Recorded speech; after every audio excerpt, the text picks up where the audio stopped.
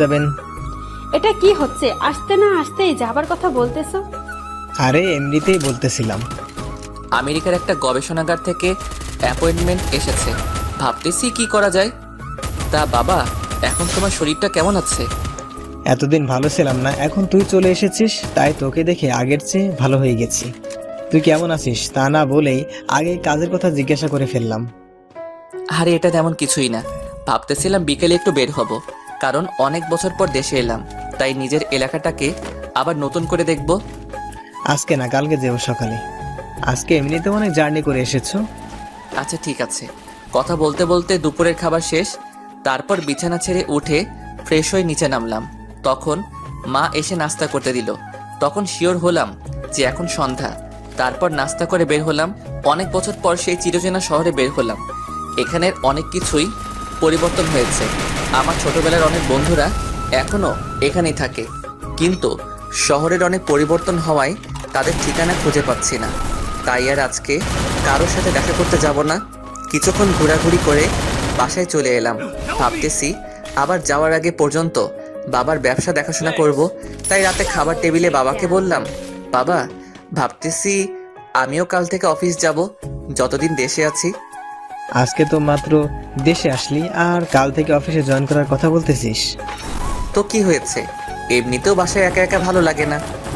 ভালো না লাগলে বিয়ে করে ফেল, লেখাপড়া শেষ করে ফেলবি, আর ভালো একটা চাকরিও পেয়েছিস। মা, আমি আসতে না আসতে তুমি আবার বিয়ের জন্য উঠে পড়েছো? এমন করলে কিন্তু আমি আগামী সপ্তাহেই চলে যাব। আরে থাক না, কিছুদিন যাক, তারপর না হয় এই বিষয়ে আলোচনা করা যাবে। তা ফাহিম, সেখানে কি তোর কোনো পছন্দের কেউ আছে নাকি? যদি থাকে তাহলে আমাদের ঝামেলাটা কমে যাবে। ধুর, আমি থাকবোই না এখানে, আগামী সপ্তাহেই চলে যাব। আসলেই কি তুই চলে যাবি? আচ্ছা ভাইয়া, তুই বিদেশ থেকে কি কি এনেছো সেগুলো তো দেখালে না, আর আমাকে দিলেও না। যা, ভুলে গেছিলাম, খাওয়া শেষ করে দিচ্ছি। এভাবে কথা বলতে বলতে খাবার খেয়ে নিলাম। তারপর সবাইকে বললাম আমার রুমে আসতে। সবাই আসার পর সবাইকে তাদের জন্য আনা উপহার বুঝিয়ে দিলাম। মোটু তো খুশিতে লাফাতে শুরু করে দিল। তারপর ঘুমের জগতে হারিয়ে গেলাম। সকালে ফ্রেশ হয়ে নাস্তা করে রেডি হয়ে নিলাম। তারপর অফিসের জন্য বের হব, এমন সময় মোটু এসে বলল যে যাওয়ার সময় তাকে স্কুলে নামিয়ে দিয়ে যেতে, আর বাবা নাকি আজকে আগেই চলে গেছে। কি আর করার, আকিবকে নিয়ে চললাম। তারপর আকিবকে স্কুলে নামিয়ে দিয়ে অফিসের উদ্দেশ্যে চললাম। গাড়ি চলছে তার আপন গতিতে। হঠাৎ একটা মেয়ে গাড়ির সামনে চলে এলো। আসলে মেয়েটারও কোনো দোষ ছিল না, আমি একটু বেখালি হয়ে পড়েছিলাম, তাই এমন হলো। ভাগ্য ভালো, তাও অ্যাক্সিডেন্ট হয়নি। আমি তার আগে ব্রেক মেরে দিয়েছি। গাড়িটা একেবারে মেয়েটার কাছে গিয়ে থামলো।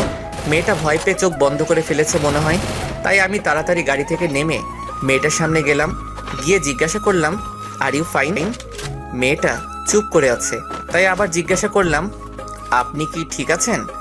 কোথাও লাগেনি তো আপনার? তখন মেয়েটা চোখ খুলে তাকালো, তখনও কিছু বলল না, তাই আবার জিজ্ঞাসা করলাম, আপনি কি